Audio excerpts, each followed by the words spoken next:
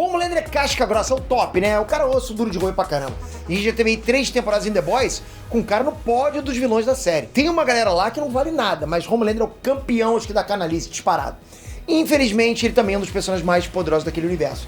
Se não for o mais forte mesmo, eu acho que é.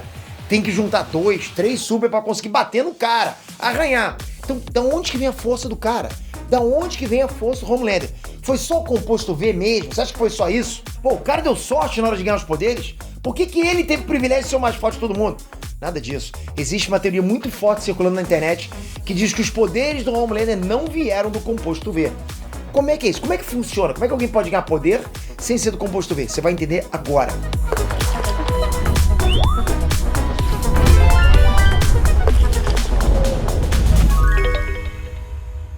Renestrante Peter aqui.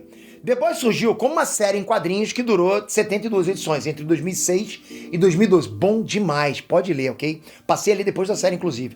O bagulho foi criado pelo roteirista Garth Ennis, né? Que é um sujeito que claramente tem a mente muito louca. É tipo o George R. Martin, também tem outra mente louca, né? E pra quem não tá ligado, o Garth Ennis também é o cara responsável por uma das fases mais violentas, mais insanas do Justiceiro na Marvel. Ou seja, o cara tem essa veia mais violenta. Um dia, o Garth Ennis resolveu enfiar o dedo na ferida dos clichês dos super-heróis.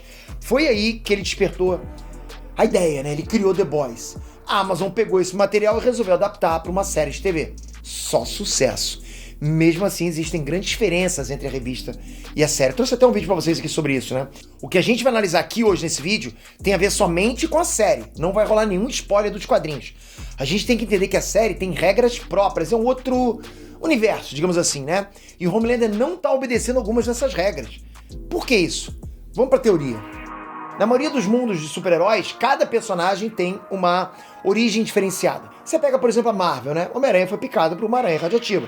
Hulk foi criado pela explosão de uma bomba gama.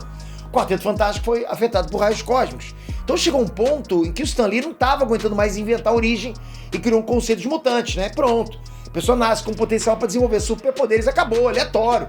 Ah, é o homo superior, tá lá, a genética do cara é mais avançada, né? No universo de The Boys é diferente. A culpa de tudo é do composto V.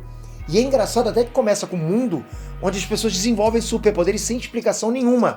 Parecia até Marvel mesmo, né? Parecia tudo mutante. Mas, claro, tem uma conspiração no meio, fora as indústrias VOT. Os cientistas estavam lá distribuindo uma substância para bebês, chamado composto V. O bagulho foi desenvolvido pelo Frederick Vought, um gênio da genética, e fundador da empresa, fundador da VOT. Muito legal, né? Todo mundo tem uma origem única.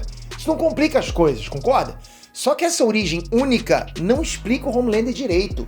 Se você parar pra pensar, não explica. O Homelander é diferente dos outros supers, muito diferente. Primeiro, o maluco é considerado estéril por todo mundo. Ou seja, ninguém tava esperando que ele fosse capaz de engravidar alguém. Quando isso acontece com a Becca, causa tipo um furdúncio na VOT, um alvoroço. Fora isso, foi um acontecimento muito raro. Todo mundo sabe que o Homelander é transão. O cara pega geralmente. Também vai fazer o quê?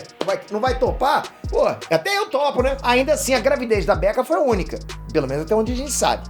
Isso é estranho, porque outros supers têm filhos.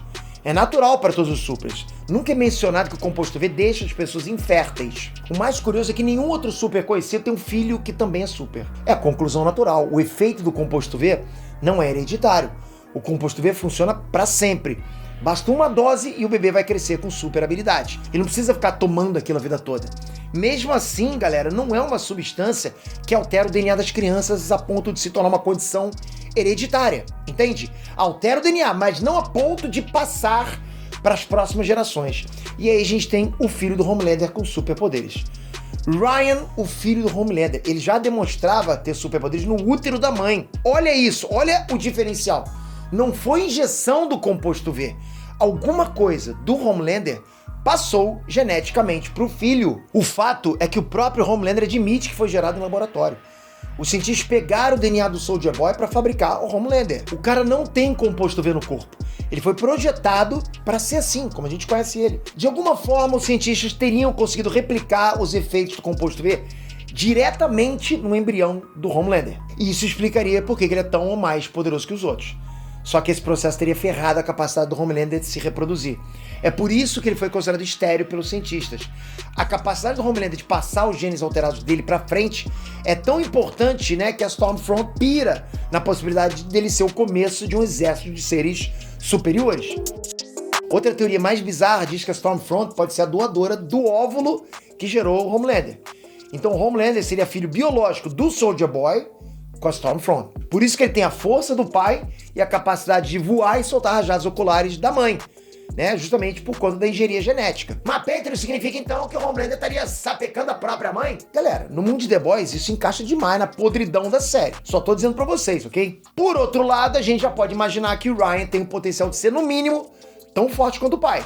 Dá pra pensar isso, né? E o que isso mudaria na série? Isso abriria um leque muito grande de possibilidades. Desde o surgimento de outros supers criados em laboratório, até mesmo acidentalmente, até o surgimento de mutantes. Pessoas que simplesmente nascem assim, sem composto V, sem nada. Isso muda demais o cenário, isso abre o leque, abre um universo gigante de superpoderosos.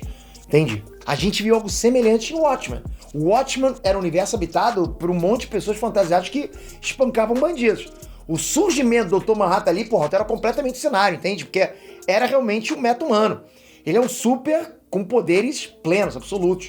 O cenário é alterado uma segunda vez com o surgimento de uma pessoa com inteligência sobre-humana, o Ozymandias. Mas Peter, o Ozymandias é só um cara genial. Não, para. O Ozymandias segurou uma bala, maluco. Aquilo não é natural não, segurou a bala, para, né? Então se a origem do Homelander não tá ligada ao composto V, então tudo é possível daqui pra frente em The Boys. Eu sei que nos quadrinhos o caminho foi outro, e normal, é outro universo. Mas é óbvio que a Amazon tá tomando as próprias decisões. Tá muito difícil de prever a direção da série, já não tá mais igual aos quadrinhos. O que você achou dessa teoria? Faz sentido pra você? Podem existir outras fontes de poder no universo de The Boys? Tem mais segredos nesse mundo que a gente imaginava? O que você acha? Comenta aqui embaixo, mas não sai sem se inscrever. Olha aqui, já deixei aqui pra você. Só tocar aqui agora, se inscreve e ativa o sininho, porque eu vou continuar cobrindo o Gen V, vou continuar cobrindo todas as teorias de Gen V e The Boys, mas você tem que estar aqui com a gente.